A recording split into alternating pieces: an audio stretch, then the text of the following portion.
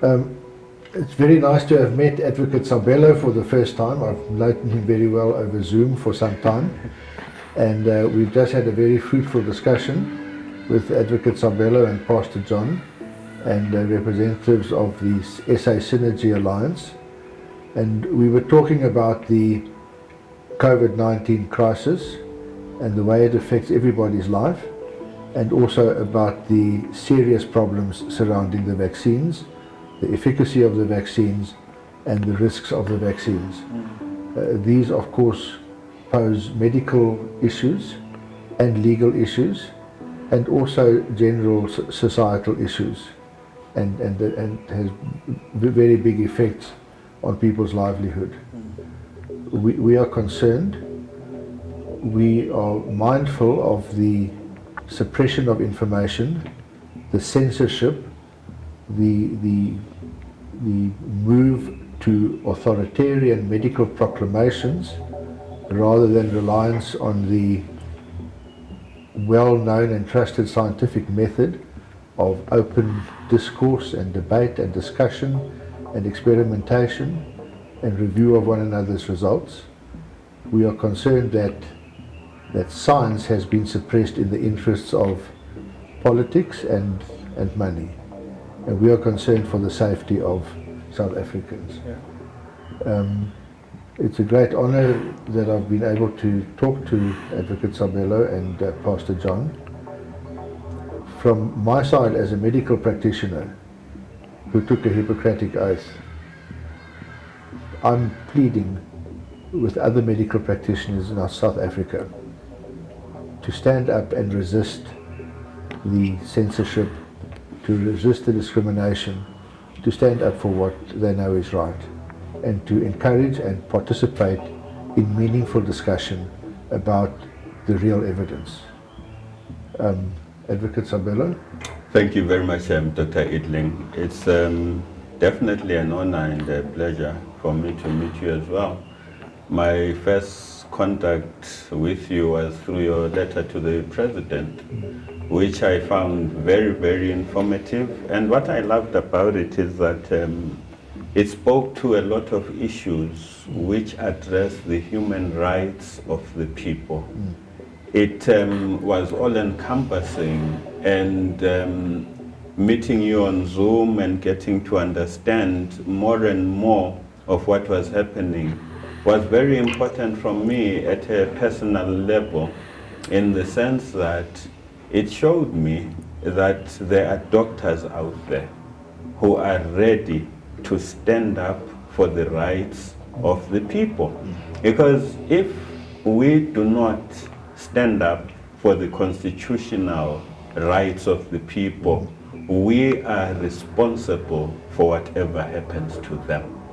And there is a tendency to look at responsibility in a pigeonholed manner, where we as lawyers will sit and think, but what are the doctors doing? The doctors should be attending to this from a medical perspective. And the scientists are sitting there saying, but the lawyers and the doctors should be addressing the lawyers legally and the doctors medically. And the doctors and the scientists are also looking at the lawyers and saying, but who is there to defend the rights of the people?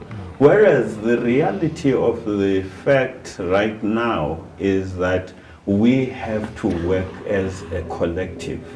We have to work as a team. There is no other way we are going to win this besides the knowledge of the fact that the interpretation of the rights contained in the Constitution is in itself premised upon the legal fraternity relying upon the medical and the science. On our own, we are just floating there in the sky without any foundation to back our legal arguments. And this has become absolutely critical that we get a deeper appreciation of the fact that the issues that we are confronted with as lawyers are so vast that the team of lawyers that we have available right now that has stepped up is not enough to defend the nation. We've got issues with the children. We've got issues with the mandatory vaccinations coming up. We've got now the issue with the so-called vaccine certificate or vaccine passport, however, which way it is called. We've got people who are basically not being given informed consent as to what exactly is happening to them and what is being done to them. And you've got issues which speak to governance, and all those need lawyers who are ready and prepared to say the battle is ours to fight. To whom much is given, much is expected. Because much has been given to us in as far as our skill sets are concerned, we now have to step up and use those skill sets for the benefit of humanity. I believe that we are now the last line of defense in as far as humanity is concerned. And the manner in which we deal with the situation will determine whether humanity will survive or we are moving into an era of transhumanism and God knows what else after that or combined with that. So basically, I will address myself primarily to the lawyers. Amongst the things that we swore ourselves to was to do justice. Yes, we need to make a living, that is a given, but that should not override the importance of justice for the widows, the justice for the motherless, the justice for the vulnerable communities that we are part of. We are not an island independent of the communities that we come from. So my plea is that as lawyers, we may step up to the challenge. We may step up to the protection of humanity. Humanity depends on us giving our best in as far as taking the battle where it belongs. And further, my appeal is to doctors and scientists. Let us put our skills together and we work together and we see to it that as we combine our knowledge, we can address the issues that humanity is faced with. Over and above saying that though, it's not only these three areas, that is medicine, science, and law. Everyone has a personal responsibility to rise up within their own spheres and areas of influence to do something about this situation. Whatever it is that you do, there are people that you can influence and who look up to you and will listen to you. Let's get the message out there that we have to stand as humanity united and we will prevail. Thank you very much. Advocate Sabelo, are you not struck by the loudness and vociferousness with which certain medical experts, and I can say them like this, say something is so, yes, and other experts say it isn't so? Yeah. And what must you make of that? Dr. Edeling, it's really confusing. Yes. For those of us who do not have a medical or scientific background. Well, exactly. And I ask myself, we have been trained to research, and we've been doing a lot of research. If we get to a point where, regardless of the exposure to academia, we get confused. What about the ordinary men and women on the street? Exactly. And the disaster of these shouts, Dr. Edeling, is that when it's the one side that is pushing the dominant narrative, Yes. the volume is pumped up, maximum volume. Yeah. But when it's the other side that is bringing the not so popular narrative, the volume is at its lowest, which basically gives us a scenario where we have to begin asking ourselves, why should it be that we are being given one part of the narrative and not the other? Such that now you find that it's only through alternative media that the volume is more or less the same. And the mainstream is designed in such a manner that it violates the psychological integrity of the people, which aspect is actually protected by Section 12(2)(c) of the Constitution. The reason why it violates psychological integrity is because it puts fear into people's minds. They cannot reason properly anymore because everything that they are exposed to is about this thing that is incurable, this thing that is such a grave danger, regardless of the fact that the survival rate is more than 99% right across the board. And so it strikes me as odd as to why we should be bombarded with a particular narrative and not being given an opportunity to weigh the issues and decide, okay, I've had the argument for, I've had the argument against, and according to my conclusions, this is the way I want to go. Well, exactly. And the problem that you are explaining there is a problem that the normal methods of science and the normal methods of scientific endeavor and truth-seeking have been overtaken by political and financial interests. And so my plea, and I think that you are saying the same thing, is that the authorities must provide information that the public is entitled to have. They should not keep information secret.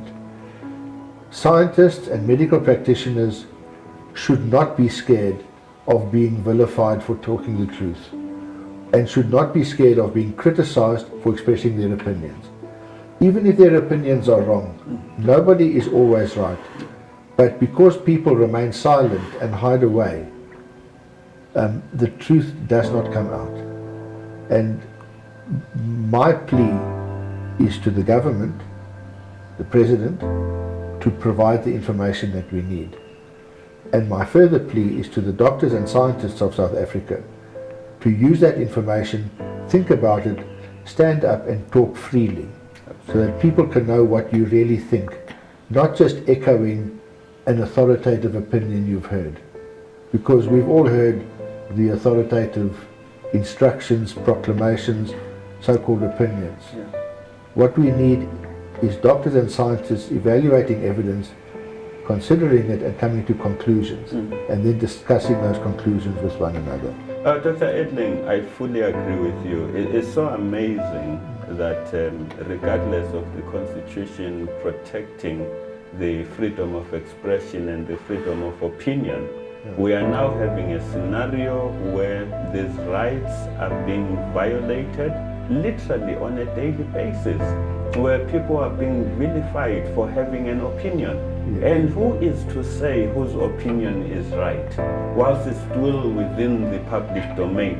The mere fact that there are some voices that are being blocked out leads us to the conclusion that we are dealing with politricks and not politics. And politricks has taken over science, medicine and law, and we are not expected to think anymore.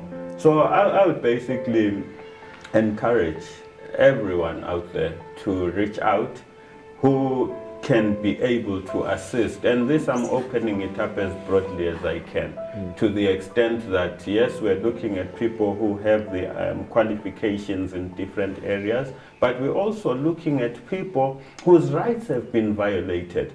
Because we can sit here today with Dr. Edeling. He gives me all the information I need to raise a strong case with medical backing, and I give him the guidance as to how to structure some of the medical issues from a legal perspective. But if there is no client, we will just sit with our knowledge and have absolutely nothing to do with it. So it becomes necessary as well that the people step up. There are people who are afraid, yet they have been violated. There are people who are afraid, yet they have adverse events as a result of the jab.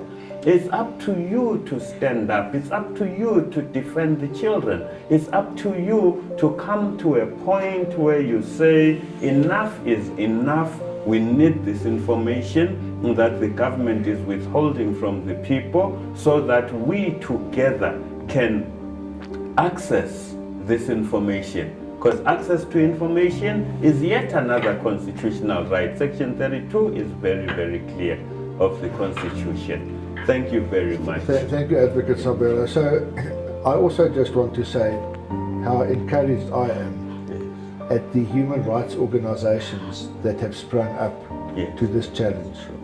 And today we had a marvelous discussion with Pastor John of the Watchers and Gatekeeprs organization.